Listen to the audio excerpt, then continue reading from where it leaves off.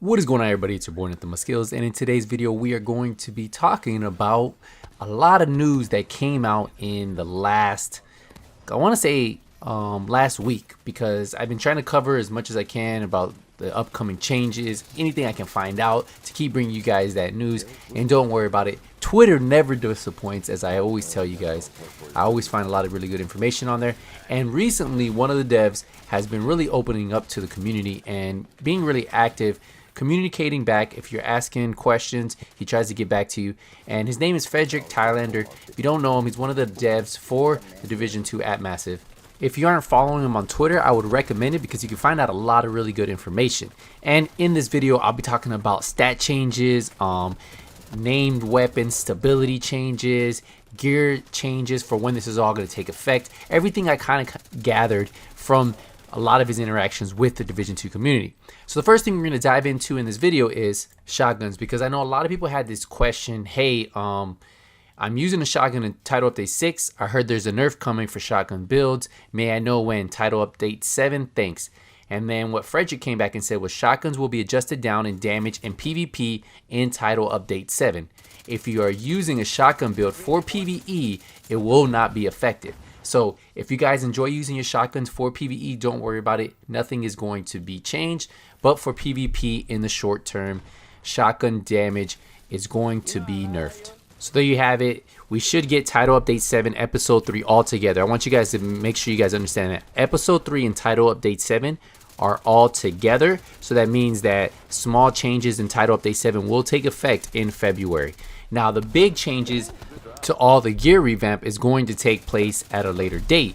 Now, a Twitter user asked, not sure if this has been posted anywhere, but are the gear changes coming to Episode 3, or is that a thing for after the update drops? And then what Frederick said is this is for future update after Title Update 7 and Episode 3. So like I wanted to confirm with you guys is Episode 3, Title Update 7 drops together, but the big, huge overhaul of gear changes that you're going to be hearing about in this video are going to take place shortly after. Now, it got a little bit more interesting on Twitter. There was a person who actually wrote, hey, question, hazard protection being reworked in PvP.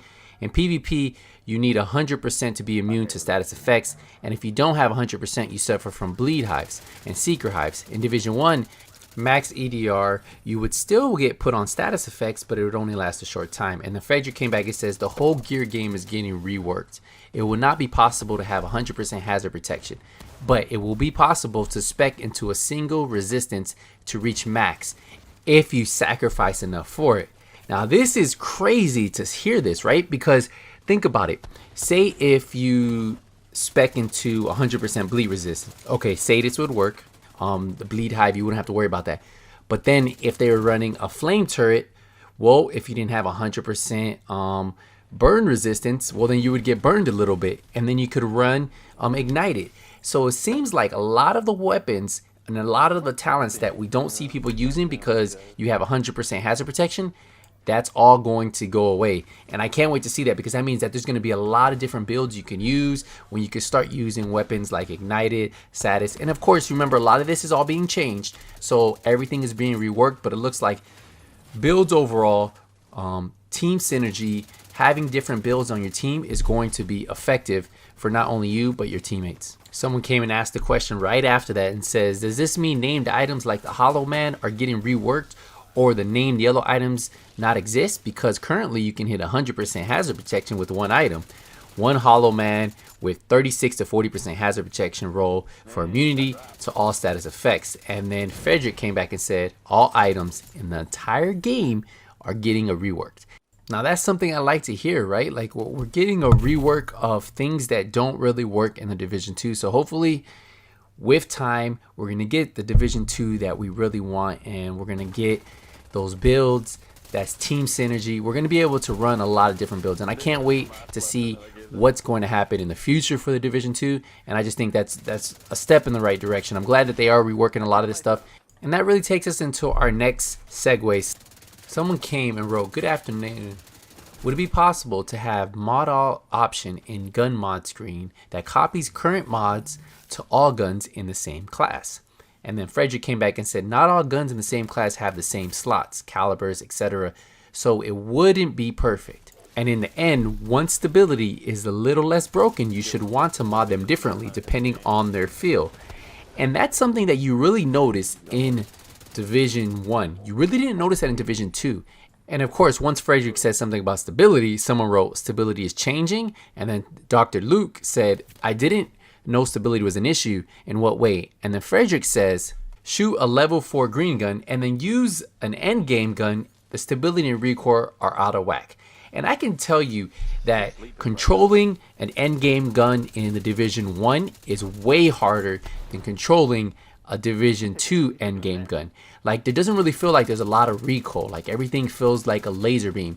And I can see that maybe there was something in the coding, maybe there was something at endgame where it created every gun to be like a laser beam. Like, you could use a FAMAS with hardly any stability and control that thing and hit it like a laser beam. And if you tried to use some type of FAMAS in the Division 1 without any stability at all, you would know the big difference of a gun that had stability on it and a gun that didn't. The next thing that comes up is someone asked, any increase in ammo coming soon? One landmark in the DZ, the ammo's super low every time. 800 just isn't enough.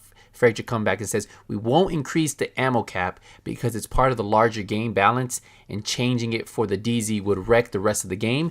But they said we're looking at increasing the amount of ammo drops in the DZ. And I can understand that, okay? You know what, we run out of ammo. If you're farming DZ landmarks, you don't have to worry about going back to the checkpoint to get ammo because those enemies are going to end up dropping more ammo, meaning you don't have to keep going back to the checkpoint. You just have to stay at the landmark, and as long as you're farming landmarks, you will get more ammo. And I can't wait to see that. I think that'd be really good, and hopefully they do something where maybe if you kill players, you get ammo on a consistent basis versus every other player. Like you just saw right here, I killed one player, got ammo, the other player didn't get ammo.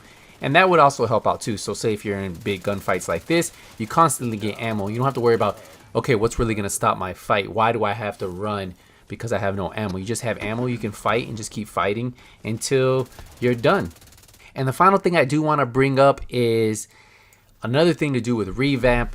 There was a pretty cool question on Twitter, and I really want to read this one off because I think this one actually lets you know the direction on where they're going with this whole rework that's coming after episode 3 title update 7.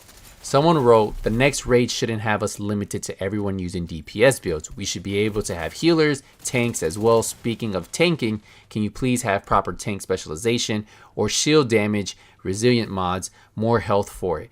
Frederick comes back and says, the gear revamp will focus heavily on supporting roles.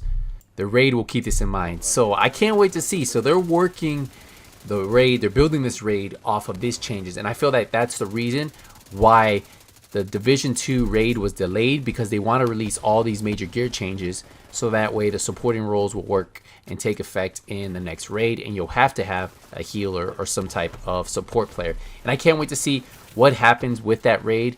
And after that question was asked and he answered, someone else came back and said, so now you're forcing players to play roles is a reason we have to rebuild. I think we are already in a great place with a few tweaks needed, not a massive overhaul again. We have 50 active clan members who think this way. Frederick came back and said, well, it's coming.